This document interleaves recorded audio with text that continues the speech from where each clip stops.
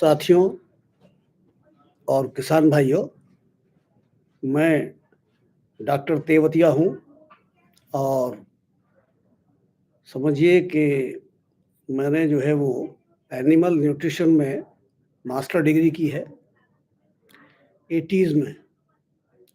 तो आज हम आपको बातचीत करेंगे कि जो हमारे गाय और भैंस में ब्रीडिंग से रिलेटेड यानी कि प्रजनन से संबंधित जो हम लोग हमारे किसान भाई समस्या फेस करते हैं, उनके बारे में हम बैठकर चर्चा करेंगे। साथियों, मेरा ये कहना है कि हमारे किसान भाई पशु के ब्रीडिंग से संबंधित यानी कि प्रजनन से संबंधित जो बातें हैं, वो उनके दिमाग में तब आती हैं कि जब उनकी भैंस को ब्याए हुए लगभग 6, 7, 8 महीने बीत जाते हैं और वो भैंस कोई हीट का सिम्पटम शो नहीं करती है। ऐसा भैंस के केस में होता है और गाय के केस में समझिए कि गाय में जो हीट है वो लगभग रूटीनली आती है। उसमें तब उनको लगता है कि जब उनकी गाय वो क्रॉस कराने के बाद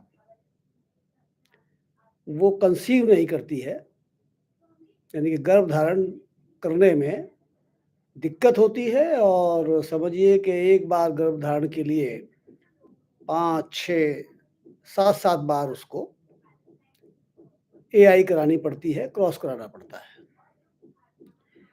तो मेरा निवेदन ये है कि इन सभी समस्याओं का समाधान यदि आपको सोचना है,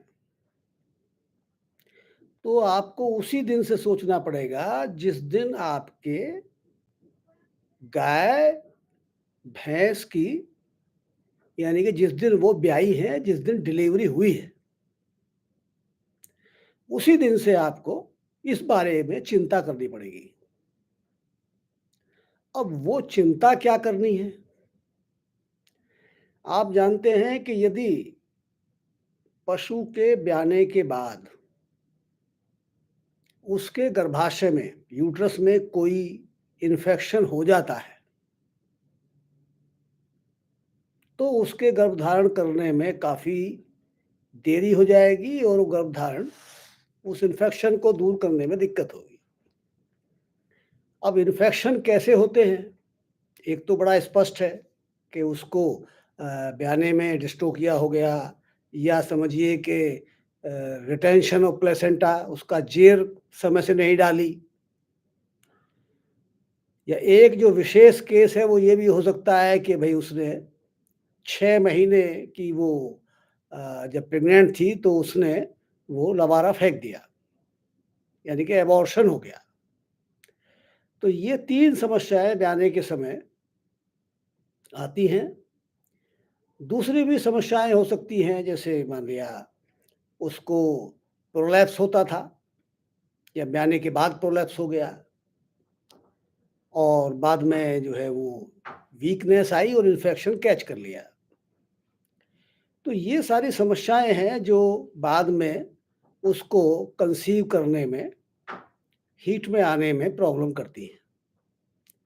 तो सावधानी क्या है कि यदि आपकी गाय या भैंस मान लिए बगैर किसी प्रॉब्लम के भी वो ब्याह लेती है, कोई समस्या नहीं होती है, समय से जेर डाल देती है, उसके बाद भी आपको बगैर इंतजार किए कि आपकी भैंस गाय को कोई दिक्कत होगी, उसके जो यूट्रस है उससे जो है कोई मैला दिखाई देगा, बाद में कोई पस जैसी सफ़ेद जो है वो डालेगी, उसका इंतज़ार ही नहीं करना है आपको। उसका बगैर इंतज़ार किए आपको उसमें जो है वो उसका एक यूट्रेटॉन टाइप, जैसे यूट्रोसेफ आता है, डाबर का भी आता है आयुर्वेद का। तो वो सब चीज़ें हैं जो बाज़ार में मिल जाती हैं कि भई किस तरीके से इसका जो ब्याने के बाद जो यूट्रस है, उसकी सफाई हो जाए। यूट्रस की सफाई का बहुत बड़ा रोल है। यूट्रस की सफाई जितनी जल्दी हो जाएगी, उतनी ही जल्दी आपके पशु का जो गर्भाशय है, जो प्रेग्नेंसी के दौरान जिसका साइज़ बड़ा हो गया है, बच्चे के अनुसार, वो अपने ओरिजिनल शेप में आ जाएगा। जब तक वो ओरिजिनल शेप में नहीं आएगा, जो उसका मूल साइज़ है, तब तक दिक्कत होगी। यदि आप उसमें हेल्प करते हैं कि वो उसके अंदर कोई भी एक्सुडेट कोई भी ऐसा अंदर बच जाए डेब्रिस, वो नहीं बचना चाहिए। उसको आप सफाई करा दीजिए। सफाई कराने से मतलब है वो दवाई उसको दे दीजिए। जब कोई दिक्कत नहीं है तो उसमें कोई सफाई ऐसा मैनुअल या ये कराने की ज़रूरत नहीं है, खाली आपको दवाई देनी है। और दवाई जिस दिन पशु आपका ब्याया है, उसी दिन से शुरू कर देनी है। दूसरा मैं यहाँ आपको ये भी बताता चलूँ, जो एक समझिए कि बताने वाली बात है, कि हमारे जो किसान भाई हैं, वो क्या समझते हैं कि जब पशु ब्याया है आपका, तो उनका विचार ये होता है कि जो लवारा है, बच्चा है, उसको दूध पर तब लगाना है जब जेर डाल दे। जेर डालने का इंतज़ार करते हैं, जेर डालने से पहले उसके बच्चे को दूध पर नहीं लगाते। जबकि ये बिल्कुल समझिए कि ये फैक्ट जो है वो ठीक नहीं है। 2 बातों के कारण ये फैक्ट नहीं है सही। पहली बात तो ये है कि छोटे बच्चे को, जो लवारा है उसको ब्याने के बाद जितनी जल्दी दूध मिल जाएगा, उतनी ही उसको जो रोगों से लड़ने की ताकत है, जो माँ के पहले दूध में होती है, उस दूध का पाचन ज़्यादा होता है। 24 घंटे बाद के लवारे को जो खीस होता है, जो गाय का पहला दूध होता है, उसका पाचन ही बंद हो जाता है। क्योंकि जो गामा ग्लोबूल है, उसका साइज़ इतना बड़ा होता है कि उसको छोटे बच्चे की जो आँत है, वो पचा नहीं पाती है। जितना छोटा होगा, यानी कि पहले घंटे में दूध पिला देंगे, तो ज़्यादा दूध एब्ज़ॉर्ब होगा, उसको वो पचाएगा। दूसरे घंटे में करेंगे तो दूसरे घंटे में पहले से कम होगा, तीसरे में उससे कम होगा और 24 घंटे बाद वो दूध पचना बंद हो जाएगा और वो खीस की मात्रा भी लगभग समझिए वो खीस का जो करैक्टर है वो भी खत्म हो जाता है। तो एक तो ये कारण है कि उसको आप जल्दी पिलाएँ। दूसरा कारण ये है कि जितना जल्दी पिला देंगे, जब बच्चे को दूध पिलाते हैं, तो जो हार्मोन है, यानी कि वो हार्मोन जो जेर डलवाता है, वो जल्दी निकलता है और वो जो है आप समझिए कि जितना उतना ही जल्दी वो जेर डलवा देता है। यदि जेर थोड़ा-सा समझिए कि किसी कारण से अटकी हुई है, तो वो उसको निकाल देता है। तो ये बातें हैं जो आपको ध्यान में रखनी चाहिए कि अपने जो लवारा हुआ है उसको जल्दी दूध पिलवाएँ। जितना जल्दी जेर डाल देगी, उतना ही जो है अच्छा होगा।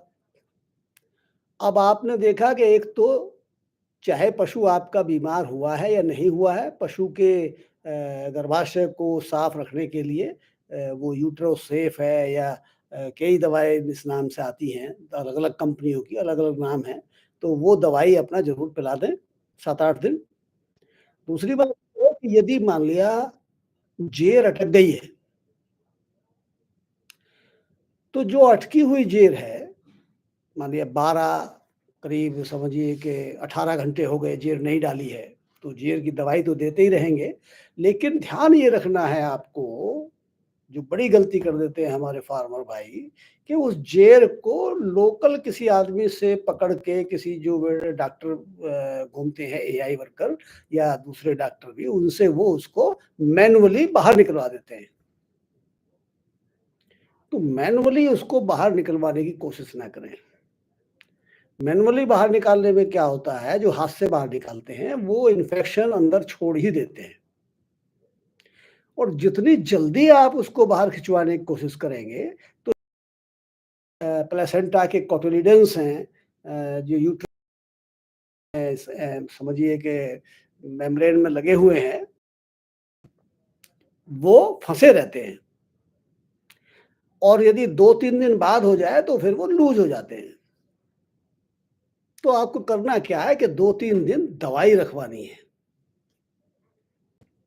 2-3 दिन दवाई रखवा दीजिए, तो चौथे-5वें दिन वो और वो दवाई देते रहिए जो जेर साफ करने की है, तो वो अपने आप उस जेर को फेंक देती है, उससे इन्फेक्शन का चांस बहुत कम होता है।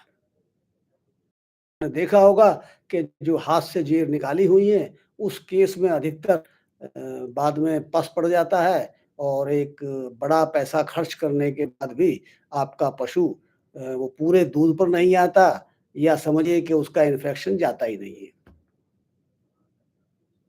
तो ये सावधानी आपको मैं बताना चाहूँगा कि ऐसा ना करें। और यही है कि किसी भी तरीके से आपके जो आपका पशु है, उसके यूट्रस के इन्फेक्शन को आपने दूर ही कराना है। एक केस मैंने जो बताया आपको कि यदि छठे महीने के बाद एबॉर्शन हो गया है, यानी कि वो अक्सर ब्रुसेल्ला की वजह से होता है, तो उस ब्रुसेल्ला का भी जब जेर डाल दे, तो उसका भी तुरंत ही उसी समय कुछ दवाइयाँ रखवानी चाहिए, और अपने नज़दीक के डॉक्टर से संपर्क करके उसका इलाज कराना चाहिए, ताकि वो जो बाँझ है उसका काफ़ी लंबे समय तक ना रहे। तो ये सावधानियाँ तो हैं जो इलाज संबंधित हैं। बाकी यदि प्रोलैप्स होता है तो समझिए गारंटीड है कि उसमें कैल्शियम की कमी होगी, फास्फोरस की कमी होगी। तो वो कैल्शियम, फास्फोरस जो मिनरल मिक्सचर है वो उसको डालना शुरू करना चाहिए। और यदि प्रोलैप्स वगैरह नहीं भी है, तो आपको ये अच्छा, अपने देहात में जानते हैं कि भई दूध ऐसी चीज़ है कि जिससे हड्डियाँ मजबूत होती हैं। तो हड्डियाँ किससे मजबूत होती हैं? कैल्शियम से। यानी कि आपके जो गाय का दूध है, भैंस का दूध है, उसमें कैल्शियम और फास्फोरस दूध के साथ निकलता है। दूध के साथ एनर्जी तो निकलती है, जिससे फैट बनी होती है, ग्लूकोज़ होता है, और उसमें जो प्रोटीन होती है, वो किससे बनेगा? एनर्जी से बनेगा, और साथ में कैल्शियम, फास्फोरस भी उसके निकलते हैं। तो शुरू में 3 महीने क्या होता है कि मान लिया आपने कैल्शियम, फास्फोरस नहीं भी आपने दिए, तो पहले 2 महीने तो वो उसकी पूर्ति दूध का उत्पादन उसके जो ब्रीड है उसके अकॉर्डिंग चूँकि उसको देना है, तो वो कैल्शियम की पूर्ति हड्डियों से निकलकर होती रहती है। कैल्शियम, फास्फोरस की बोन से वो मूव करेगा और दूध में आ जाएगा।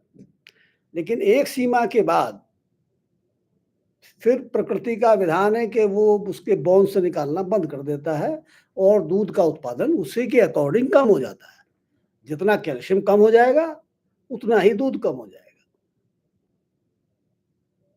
बिल्कुल उसी तरीके से जैसे मान लिया आप मकान बनवा रहे हैं, आपके पास सब कुछ है, रेत भी है, ईंटें भी हैं,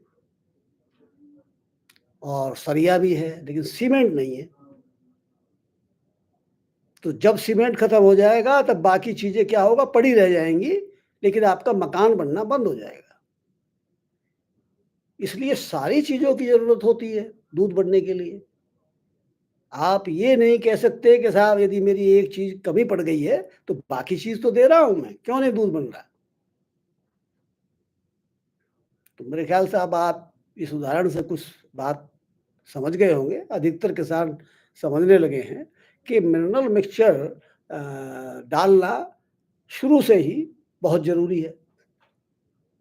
अक्सर मैंने देखा है कि अभी तक हमारे फार्मर मिनरल मिक्सचर कब डालते हैं, जब 6-7 महीने बाद पशु हीट में नहीं आता है और ये होता है कि वे डॉक्टर के पास गए और डॉक्टर ने वो मिनरल मिक्सचर लिख दिया और मिनरल मिक्सचर डालना शुरू कर दिया कि भाई इसको खिलाओ तो पशु आपका हीट में आएगा।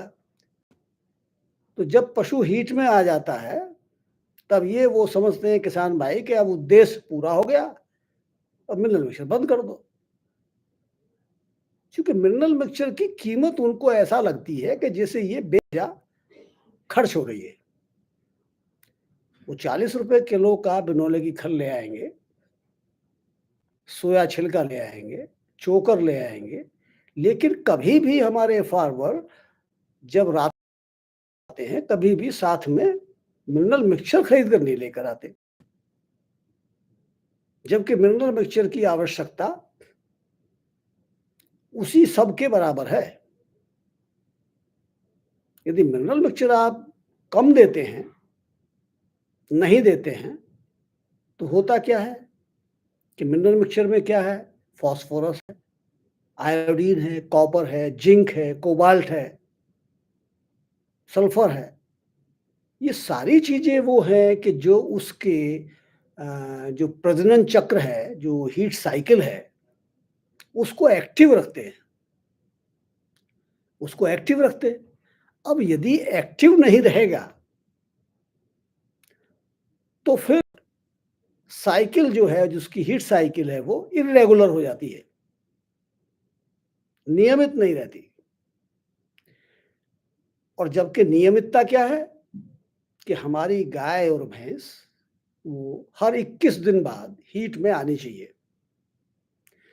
जब मैं यहाँ आपको 21 दिन बता रहा हूँ तो समझिए 21 प्लस माइनस 1 और 2 डेज, यानी कि 21 में 20 दिन हो जाएंगे, 22 हो जाएंगे।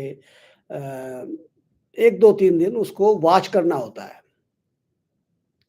यदि आपका पशु कभी मान लिया हीट में आ गया है तो write down the date, date को लिख लो मोबाइल में अपने में, अखबार उसमें अपनी डायरी में लिख लो और उसके हर 21 दिन बाद अपने एनिमल को वॉच करिए। यदि थोड़ा सा भी बिहेवियर उसका बदला दिखाई देता है तो आपको लगेगा कि आपका पशु हीट में शायद आया है। लेकिन एक होती है साउंड हीट, एक होती है मामूली सा हीट आई है।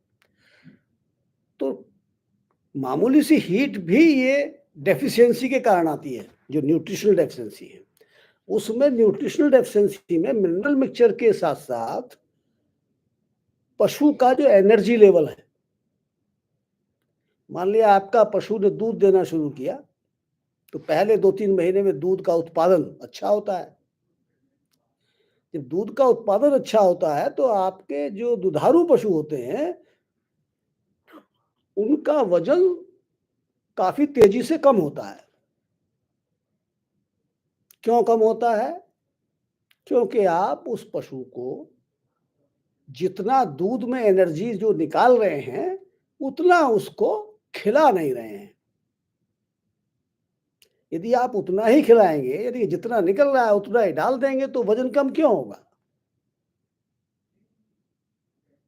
तो एनर्जी, मिनरल्स और साथ में ये समझिए कि विटामिन्स, आपको पहले 2-3 महीने में विटामिन्स के इंजेक्शन भी आते हैं। तो विटामिन्स के इंजेक्शन आपको लगा देने चाहिए। मान लिया 15 दिन में इंजेक्शन लगा, शुरू के 2-3 महीने 4 महीने तो टाइम से हीट में आ जाएगा। यदि पशु टाइम से हीट में आ जाता है तो आपका जो ड्राई पीरियड है भैंस का, यानी कि 2 ब्यात के बीच की जो जब दूध नहीं देती है, जो उसकी दूरी है वो काफी कम हो जाती है। जो भैंस बरस ब्यावड़ होती है उसमें आप 1 साल के अंदर एक भैंस से अधिकतम दूध प्राप्त कर लेते हो। यानी कि हम लोग ये तो जानते हैं कि हमारी भैंस, कोई कहता है कि मेरी भैंस 15 लीटर दूध देती है, कोई कहता है 12 लीटर दूध देती है, कोई कहता है मेरी तो 10 देती है। लेकिन इस बात के ऊपर जोर नहीं है कि कितने दिन तक ज़्यादा देती है। जो ज़्यादा है, वो कब ज़्यादा होंगे? जब उसके बीच का जो समय है, दूध के बीच का समय ज्ञापन होने का, वो कम हो जाए और लंबे समय तक ज़्यादा दूध दे। लंबे समय तक ज़्यादा दूध देना डिपेंड करता है कि आप उसको कितना बैलेंस राशन खिलाते हैं। तो ब्रीडिंग की बात मैंने कहा, जो हीट पे आने वाली बात है, यदि आप बैलेंस खिलाएँगे, उसको लगातार वॉच करेंगे, विटामिन्स का पूर्ति इंजेक्शन के द्वारा करते रहेंगे, तो आपकी भैंस जो है वो समय से हीट में आएगी। फिर गर्भधारण किया है कि नहीं किया है, ये डिपेंड इस बात पर भी करता है कि जहाँ आप उसका क्रॉस करा रहे हैं, एआई करा रहे हैं, सीमन क्वालिटी क्या है। जब एआई कराते हैं तो आपको सीमन का एआई करने से पहले वो उसको थॉइंग का मतलब गरम करना, करने से पहले 7 डिग्री पे उसको गरम करना होता है। ऐसा तो नहीं है कि वो जो सीमन का स्ट्रॉ है वो जेब में रख के लेके आ जा रहा है। तो जो एआई करने वाला है उसका जो टेक्निकल नॉलेज है वो कितना है, उसके ऊपर डिपेंड करता है। टाइमिंग कितनी सही है, यानी कि आपका पशु यदि सुबह हीट में आता है तो शाम को एआई करानी है, शाम को हीट में आता है तो सुबह एआई करानी है। ये बातें हैं। तो ये चीज़ें ऐसे हैं, यदि मिनरल डेफिशिएंसी होती है, तो आपके पशु का आती है और एआई कराते हैं, तो उसका ओवुलेशन यदि समय से करना है तो मिनरल डेफिशिएंसी नहीं होनी चाहिए। यानी कि ओवरी से अंडा जो छूटना है, उसमें भी मिनरल डेफिशिएंसी परेशानी करती है, तो कंसीव नहीं करता है, रिपीट ब्रीडिंग होती रहती है। यदि वो कंसीव नहीं करेगी तो रिपीट ब्रीडिंग होगी। तो गाय के केस में तो जनरली क्या है कि जो हीट है वो हर 21 दिन बाद आती है यदि कंसीव नहीं किया है, लेकिन भैंस में ये थोड़ा डिले हो जाती है, तो वहाँ भी मिनरल्स का बड़ा ज़रूरी है। आपके वॉच करते रहना बहुत ज़रूरी है। किसान भाइयों को ये जानकारी भी बहुत ज़रूरी है कि जो भैंस है, वो 50% भैंस जब हीट में आती हैं, वो बोलती नहीं है। गाय तो अक्सर बोलती है, अब किसान उसके बोलने का इंतज़ार करता है, तो वो बोलती नहीं है। ये सारी जानकारियाँ हम लोगों को होनी चाहिए। तो इस समस्याओं से हमारा जो दो-चार होना है वो काफ़ी कम होगा और हम लोग समस्याओं से बचे रहेंगे। तो मैं ये आप लोगों को इतना जानकारी दी है जो एक प्राइमरी जानकारी है। बाकी आपके कुछ सवाल आए हैं।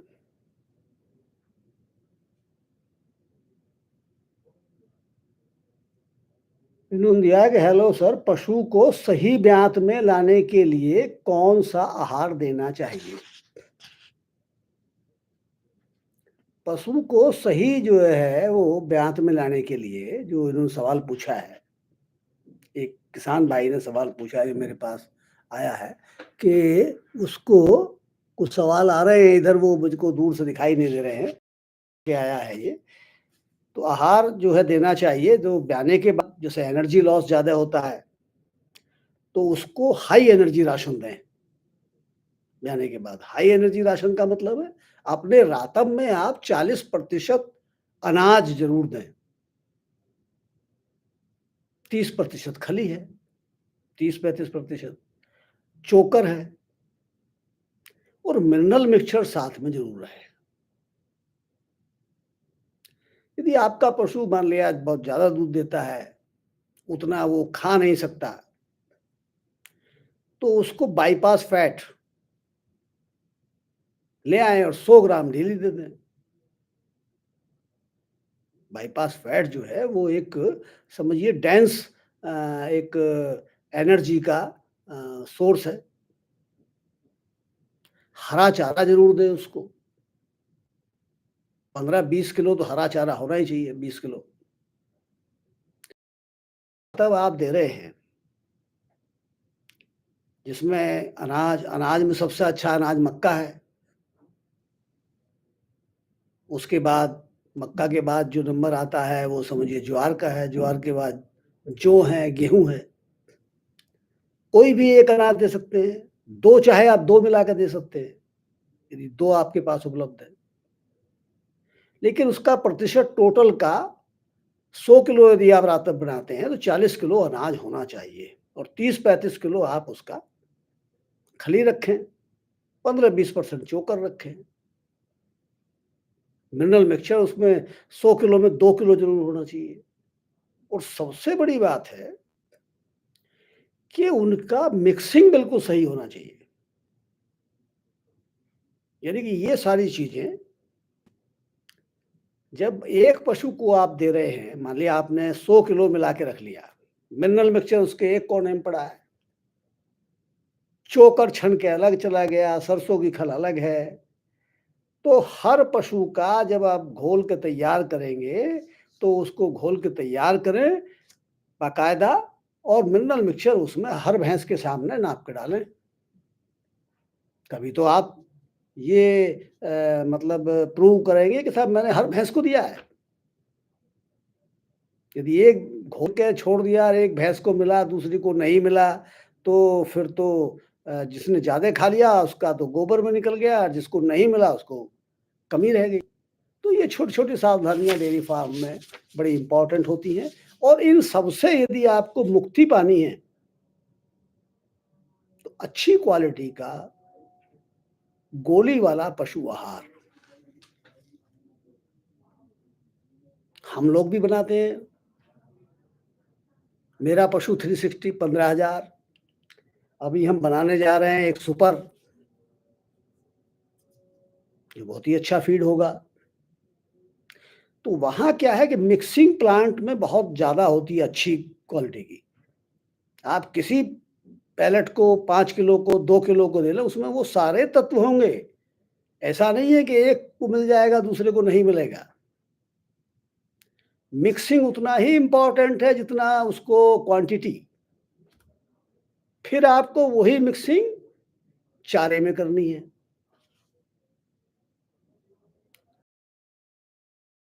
मिनरल मिक्सचर का काम मैंने उतने सारे बताए थे।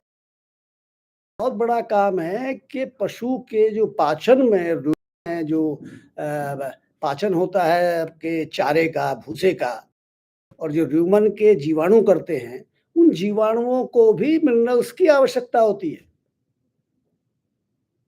यदि पूरे चारे के साथ मिलके वो र्यूमन में वो मिनरल्स जाते रहेंगे तो र्यूमन का जो फंक्शन है, जो चारा पचाने का फंक्शन है, वो बहुत अच्छा रहेगा। यानी कि आपको जानकर ये अच्छा लगेगा कि जो आपके दूध में फैट की मात्रा बढ़ती है, वो आपके भूसे और चारे का पाचन अच्छा हो तब बढ़ती है। तो इस बात को देखो कितना इम्पोर्टेंट चीज़ है ये। तो ये इन्होंने कहा आहार देना सही होगा, तो वो मैंने बताया कि इसमें आप रेशो उस तरीके से रखें या फिर मेरा पशु और उसका अच्छा फीड, कभी भी लोअर क्वालिटी फीड खरीदने की कोशिश ना करें। जो बेस्ट हो उसको लाइए। क्योंकि आपने अपनी भैंस से ज़्यादा दूध लेना है, तो कभी ये नहीं आपको मतलब सोचना चाहिए कि सस्ते फीड भी आपको अच्छा मिल जाएगा। भाई फीड का मतलब क्या होता है? फीड का एक ही उद्देश्य है भैंस का दूध बढ़ाना। आपके कमीज का कपड़ा सस्ता महँगा चल सकता है, कि कमीज के कपड़े का क्या काम है? बदन को ढकना। ₹15 मीटर का भी कपड़ा बदन ढक देगा और ₹200 मीटर का भी बदन ही ढकेगा। लेकिन ₹200 का जो आदमी पहन रहा है, जो पैसे वाला है, उसकी ईगो की संतुष्टि करेगा। फीड को तो ऐसी ईगो की संतुष्टि नहीं करनी है। फीड तो दूध तो तभी देगी जब अच्छे से अच्छा फीड होगा, उसमें दूसरा कोई ऑप्शन नहीं है। सस्ता खिलाएँगे तो अब आप अपनी भैंस से अच्छा दूध नहीं ले पाएँगे। अच्छा, दूसरा इनका सवाल है, सर अगर यूट्रस में कोई इश्यू भी नहीं है, कैटल रिपीट हो रही है तो क्या इश्यू हो सकता है एंड इसका क्या सॉल्यूशन है? अब ये कह रहे हैं कि पशु में कोई यूट्रस में इश्यू नहीं है और रिपीट हो रहा है। तो रिपीट के 2 कारणों 2 चीज़ें जब मिलती हैं तब जो है बच्चा होता है। एक तो अच्छी क्वालिटी का सीमन और समय पे उसके ओवा का रिलीज होना। मान लिया आपका पशु हेल्दी है, आपने समय से करा भी दिया, लेकिन जो अंडा रिलीज होता है ओवरी से वो समय पर नहीं हुआ। आपने जब एआई करा दी उसके नेक्स्ट डे हुआ, तब तक वो स्पर्म है वो यूट्रस में खत्म हो जाता है, तो गर्भधारण नहीं करेगी। फिर किसान भाई ने लिखा है कि यूट्रस में कोई प्रॉब्लम नहीं है। भाई ये कैसे पता है आपको यूट्रस में प्रॉब्लम नहीं है?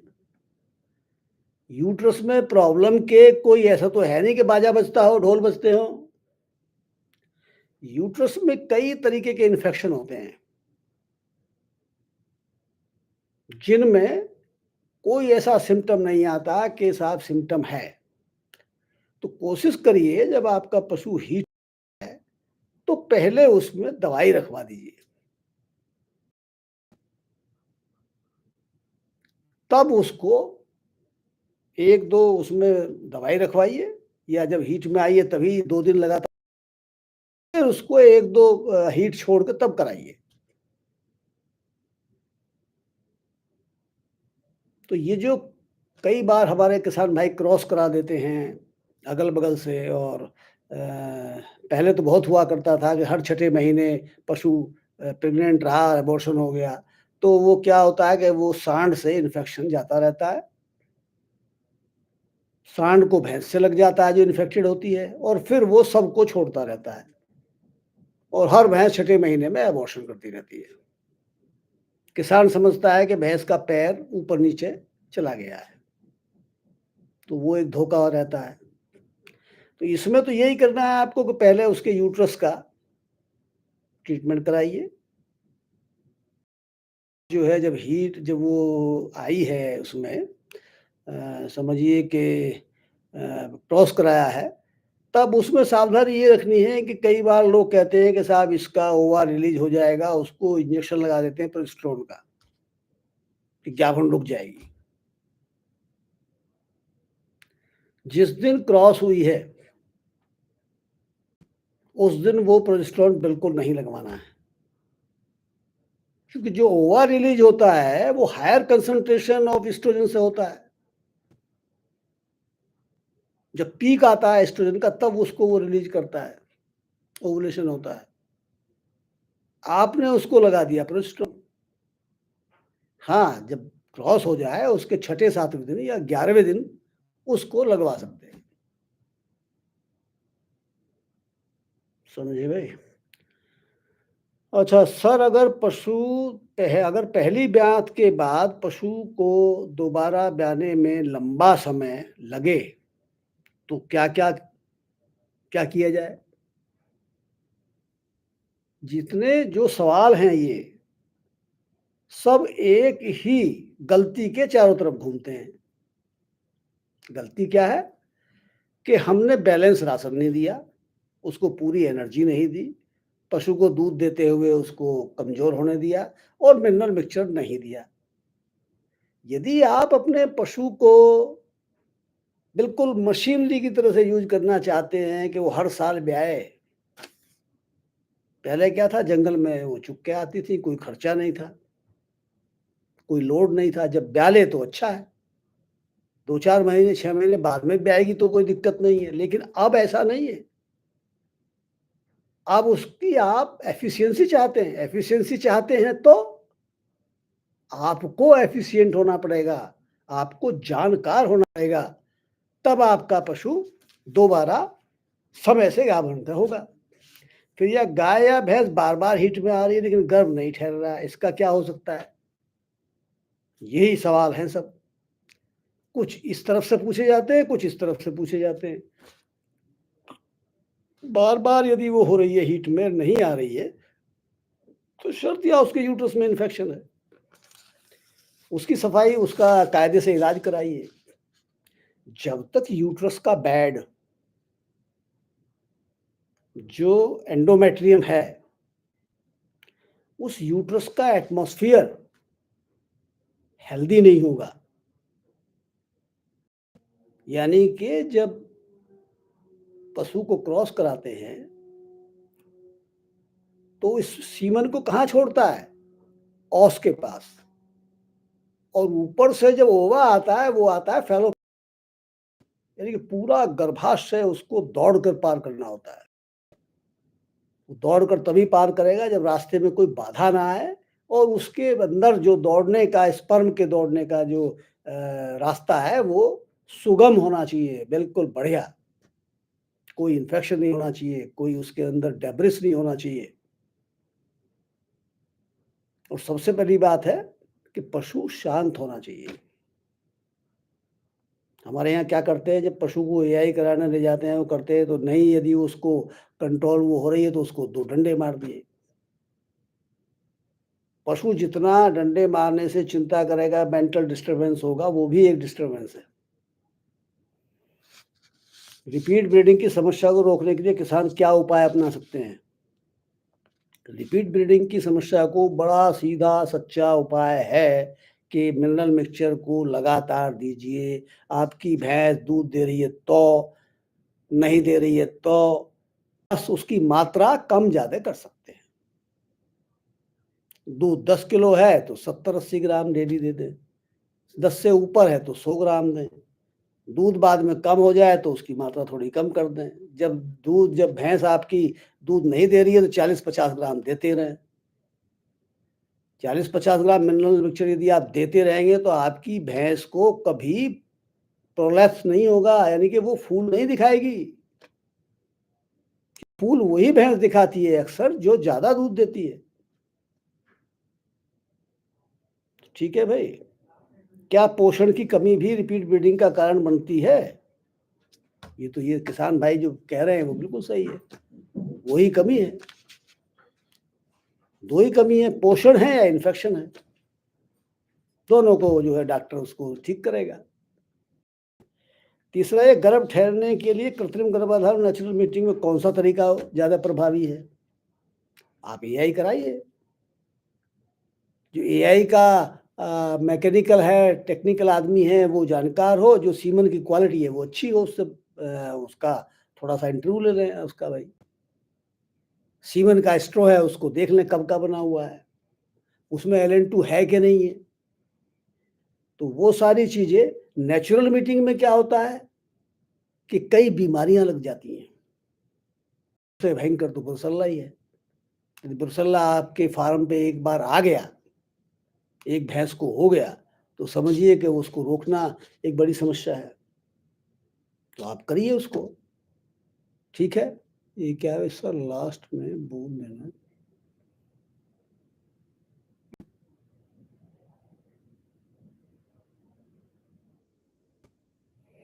तो यही था, मैं यहाँ अपनी बात समाप्त करता हूँ और किसान भाइयों इससे जुड़े रहें और अगले कार्यक्रम में हम आपको जो है नई एक मुद्दे पर जानकारी देंगे और आपका ये हमारे साथ जुड़ने के लिए बहुत